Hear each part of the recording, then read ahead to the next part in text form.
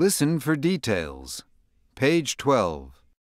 Listen again to listen for main ideas. Listening 2. Life experience before college.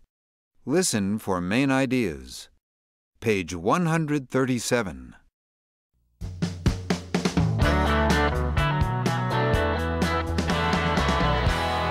In many parts of the world, students often take time off before heading to college. In Great Britain, it's known as the gap year, and in Australia, it's called a walkabout. It's still a foreign concept for most Americans, but a growing number of our young people are daring to be different. Antonia House is about to graduate from high school in Manhattan, but as her peers are picking out dorm room furniture, she's preparing to go globetrotting. I'm going to Madrid, where I'll take Spanish lessons. I'm going to Berlin, where I'm going to take German lessons. And then I'm probably going to travel on my own a little bit around Central and Eastern Europe. Yeah. Isn't that cool? After spending a summer in France, Antonia became interested in international relations. A lot of people in Europe take time off. I'm not getting that sort of American college experience, but I figure, I'm getting my own thing, and that's really what I want. While few students are as brave as Antonia, taking a year off between high school and college can mean a brighter future. According to a recent survey of 350 students, 55% of those that had taken time off say the experience had a positive effect on their grades. 57% said their job search after graduation benefited from their experiences away from the classroom. Most of the deans of admission at most of the best colleges in the country absolutely believe that their schools would be better off if every single student took time off. Ron Lieber is the co-author of Taking Time Off. He says the hard part is convincing your parents that your gap year will not be a slack year. Taking time off is almost like school in the sense that you need to plan every day, every month. You need a lesson plan, you need a syllabus. It's not something you figure out as you go along, because the point of the exercise is to create a year for yourself that's better, that's more valuable than being in college at that particular moment. That's just what Trudy Goodman did. 4 years ago, she was graduating from high school and was burnt out on books. I was at the same school for 10 years. It was really very rigorous academically. I was ready for a different type of challenge. So she took a gap year, moved from Houston to Boston, where she joined a domestic Peace Corps, offering her services in troubled schools and neighborhoods. I was in Boston often till 7 or 8 at night, and then made the hour-long commute back to the suburbs. But I felt like this is much more real, if you will, than what my friends are experiencing. Logging 1,700 hours of community service provided plenty of life lessons. Well, I lived with my grandparents for the year. My grandmother had more of a social life than I did that year, so. And after 1 year, Trudy was ready to dive back into academia at Trinity College in Hartford, Connecticut. I had some experiences to share as examples in classes that I never would have had had I not had this experience.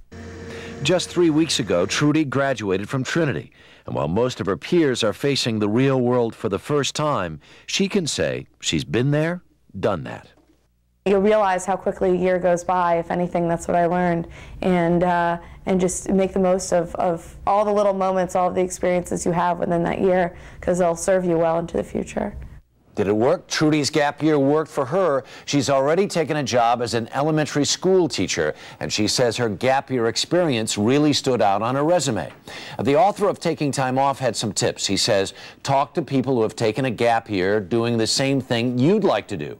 You can also ask your college if it has grants available to students who are traveling or doing community service. Listen for details. Page 182. Listen again to listen for main ideas. Vocabulary skill. Understanding meaning from context. A. Page 13. 1. The job didn't pay very well, but I loved the office and my coworkers. It was a great environment to work in. 2. It's impossible to function well when you don't get along with your coworkers. I can't work in a situation like that. 3. I'm sure you can resolve the conflict with your coworker if you listen to each other's opinions. 4. James has great aptitude, but he needs more training. In a year or so, he'll probably be our best programmer. 5. The members of Emily's group are experienced and talented, plus they exhibit great teamwork. Listen for details. Page 137. Listen again to listen for main ideas. Pronunciation. Reduced forms. Page 188. Most people have read that the ice caps are melting because of climate change, but for most of us this problem feels very distant. Their research shows that climate change is having a devastating effect on the polar bear habitat, the ice. I want to help the animals because they are all affected by the oil spill. B. Page 14. 1. Managing friends isn't always a choice. Employees who get promoted may find themselves suddenly in charge of friends. 2. Part of that discussion should include the type of interaction you will have with each other and the fact that in a workplace, it's all business. Stuff that you do outside of the office together cannot be brought into the office, says Drum. 3. She says the key to successfully managing friends is developing rules and boundaries and enforcing them. For example, an employee who came in late was spoken to. If the employee was late again, he or she got a warning. 4. Find someone who's comfortable and capable of taking an opposing point of view. Don't be seen as a leader who refuses to listen to different ideas. 5. They may have the title and power, but their team members won't see them as an effective leader. CCL and Hammett recommend that executives see whether their team members perceive them as leaders or merely as suits with powerful titles. Pronunciation. Highlighted words. Page 143.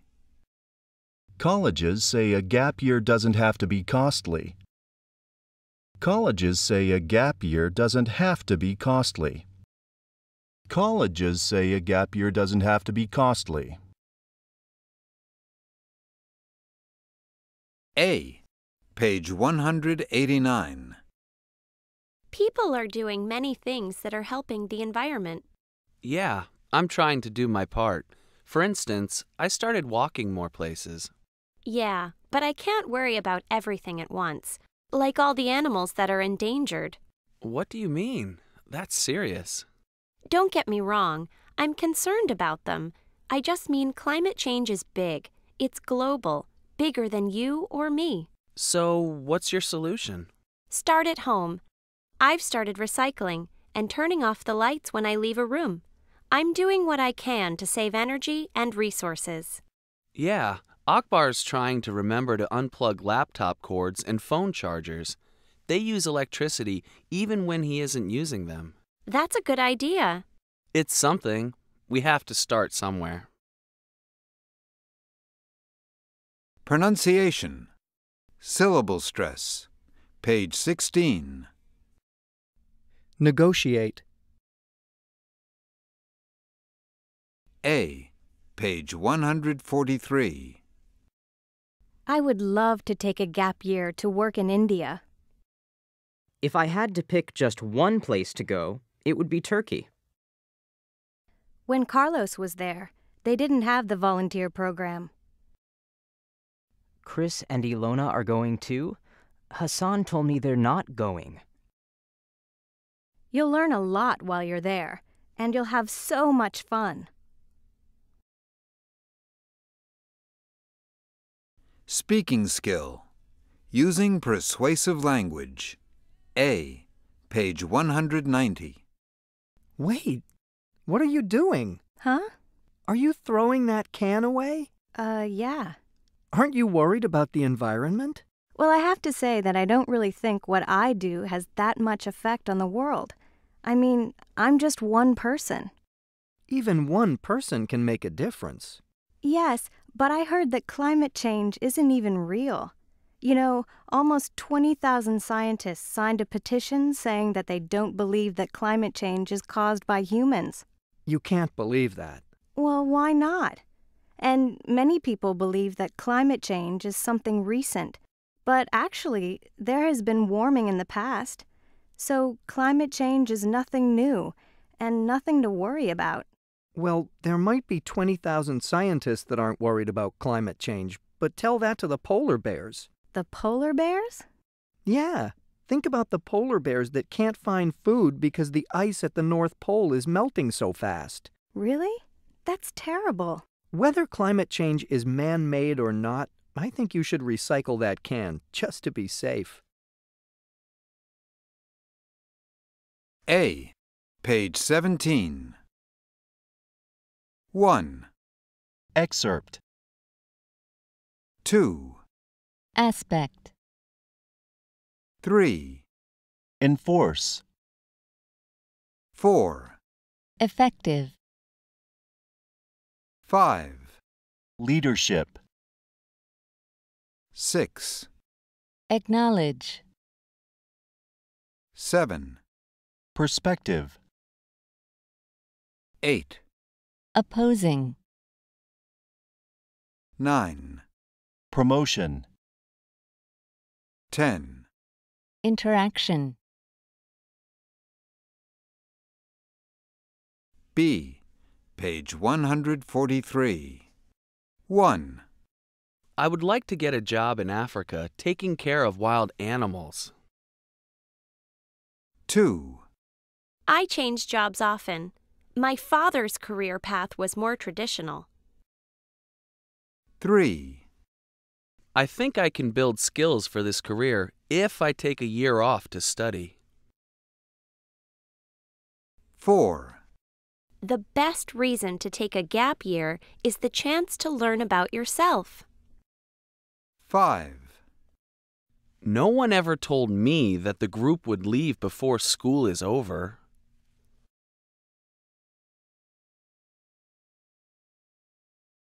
Unit assignment.